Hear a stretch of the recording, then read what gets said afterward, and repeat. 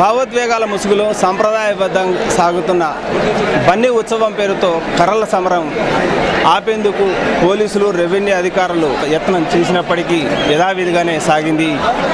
మనం చూస్తున్నాం. ఒకసారి మాల మల్లేశ్వర స్వామి ఆలయ సమీపంలో ఉన్నాం. ఎల్ఆర్టీ, అరికెర, బిలేకల్లు, నెరినికి తాండా, కొత్తకోట ఇలాంటి 10 గ్రామాలకు సంబంధించిన వ్యక్తులు కర్రలతో మాల మల్లేశ్వర స్వామిని కొండ మీద నుంచి వివిధ ప్రాంతాలకు తరలించే సమయంలో చోటు చేసుకునే కర్రల సమరానికి కొన్ని సంవత్సరాలుగా ఆపేందుకు, హింసాత్మకంగా మారకుండా ఉండేందుకు పోలీసులు చర్యలు తీసుకుంటున్నప్పటికీ యథావిధిగా కొనసాగుతూనే ఉంది.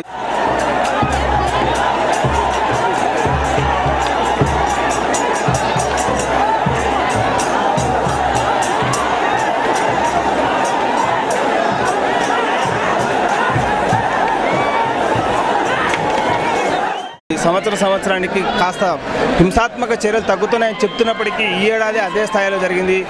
మనం చూస్తున్నాం. ఒకసారి భారీ ఎత్తున కర్రల సమరం పేరుతో ఒకరికొకరు కొట్టుకుంటున్న దృశ్యాలు, తలలు పగులుతున్న దృశ్యాలను కూడా చూడొచ్చు మనం.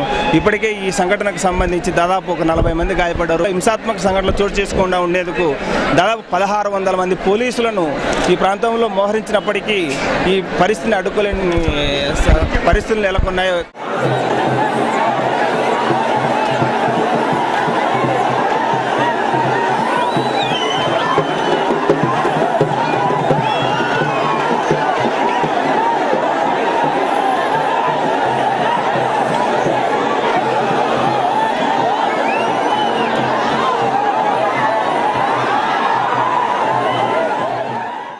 ప్రస్తుతానికి చాలా మార్పు తీసుకురాగలిగాం.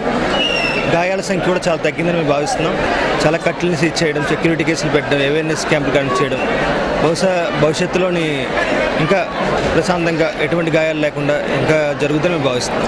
ఈ భావోద్వేగాలకు సంబంధించిన అంశం కావడంతో మరింత కఠిన చర్యలు తీసుకునే విషయంలో పోలీసులు కూడా కొంచెం ఆచితూచి వ్యవహరిస్తున్నారు. ఈ నేపథ్యంలో అటు గ్రామస్తులు కొంతమేర సహకరిస్తున్నప్పటికీ అసలైన సమయానికి వచ్చేసరికి పూర్తి స్థాయిలో ఎన్నో రోజులకు దాచిపెట్టుకున్న ఇనుప తొడుగులు తొడిగిన కర్రలు తీసుకొచ్చి ఆ కర్రల సమరంలో పాల్గొంటుండడంతో ఈ పరిస్థితి హింసాత్మకంగా కొనసాగుతూనే ఉంది.